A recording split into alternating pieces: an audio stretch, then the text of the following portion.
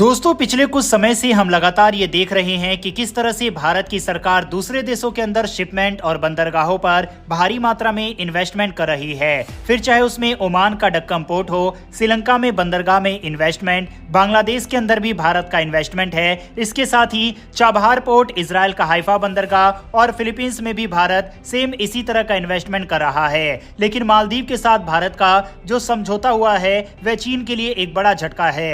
हमने अपनी पिछली मालदीव वाली वीडियो में आपको ये बताया था कि भारत जो मालदीव को इतनी भारी भरकम मदद कर रहा है वह खैरात नहीं बांट रहा, इसके बदले भारत जरूर कुछ बड़े फेवर लेगा।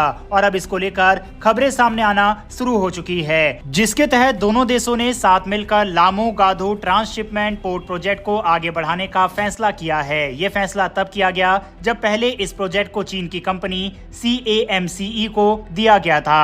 हाल ही में मालदीव के राष्ट्रपति मोहम्मद माइजू की भारत यात्रा के दौरान दोनों देशों ने दक्षिण में गाधू और उत्तर में लाहवांदी पोलू में ट्रांसशिपमेंट पोर्ट विकसित करने पर सहमति जताई। इंटरेस्टिंग बात यह है कि अप्रैल 2024 में चीन की CAMCE कंपनी के साथ गाधू में एक इंटीग्रेटेड मैरीटाइम हब बनाने के लिए एक समझौता किया गया था। इस समझौते में एक ट्रांसशिपमेंट पोर्ट, एक क्रूज टर्मिनल, एक याच मरीना और एक इको रिसोर्ट शामिल थे। लेकिन सैटेलाइट तस्वीरों से यह पता चलता है कि वहां कोई काम शुरू नहीं हुआ है, जिससे प्रोजेक्ट की प्रगति पर सवाल उठ रहे हैं। चाइना की CAMCE कंपनी की छवि भी अच्छी नहीं है। इसे कई बड़े अंतर्राष्ट्रीय बैंकों ने ब्लैकलिस्ट कर रखा है, जिससे इस कंपनी की क्षमता पर भी शक पैदा होता है कि क्या ये इतना बड़ा प्रोजेक्ट संभाल भी पाएगी। हालांकि मालदीव सरकार की तरफ से अभी तक ये साफ नहीं किया गया है कि चीन के साथ किया गया ये समझौता अभी भी लागू है या रद्द कर दिया गया है। लेकिन जिस तरह से ये प्रोजेक्ट भारत के हाथों में आ गया है और भारत के साथ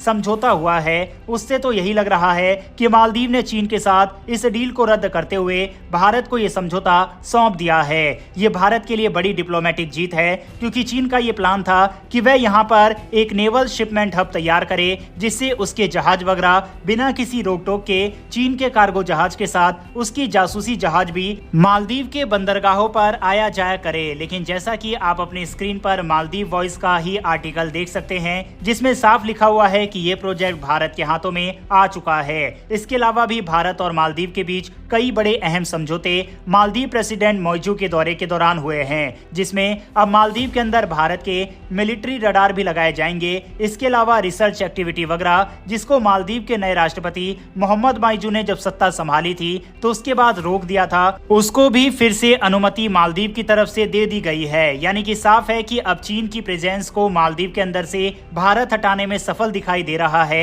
और अब भारत की प्रेजेंस एक बार फिर से मालदीव के अंदर बढ़ती जा रही है और मालदीव के राष्ट्रपति को अपनी गलती का एहसास हो गया है।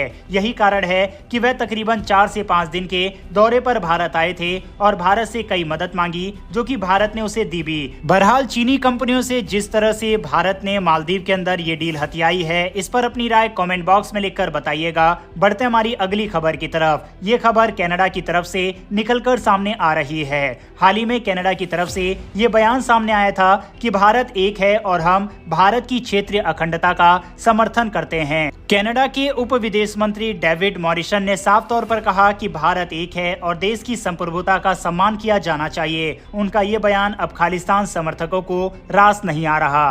खालिस्तान समर्थक आतंकी बौखला गए हैं और भारत के खिलाफ जहर उगल रहे हैं। आतंकी गुरपवन सिंह पन्नू ने एक बार फिर भारत की संप्रभुता को लेकर धमकी दी है। उसने इस बार पंजाब ही नहीं बल्कि अन्य राज्यों में अलगाव की मुहिम शुरू करने की धमकी दी है। कनाडाई डिप्टी विदेश मंत्री डेविड मॉरिसन के बयान के जवाब में उसने एक वीडियो शेयर किया। पन्नू ने कहा, सिख फॉर जस्टिस यानी SFJ का मिशन 2024 में वन इंडिया से 2047 तक नो इंडिया बनाना है। वहीं ओटावा में कनाडाई विदेश हस्तक्षेप आयोग की एक सार्वजनिक सुनवाई के दौरान मॉरिसन ने कहा, कनाडा की नीति बहुत साफ है कि भारत की क्षेत्रीय अखंडता का सम्मान होना चाहिए। भारत सिर्फ एक है और ये बिल्कुल साफ कर दिया गया। अमेरिका में रहने वाले आतंकी पन्नू ने जम्मू कश्मीर, असम, मणिपुर और नागालैंड में स्वतंत्रता आंदोलन को बढ़ावा देने की धमकी दी है ताकि भारत को तोड़ा जा सके। कनाडा ने जब अपना रुख साफ कर दिया तो आतंकी पन्नू अब चीन की ओर से समर्थन खोज रहा है। चीनी राष्ट्रपति शी जिनपिंग को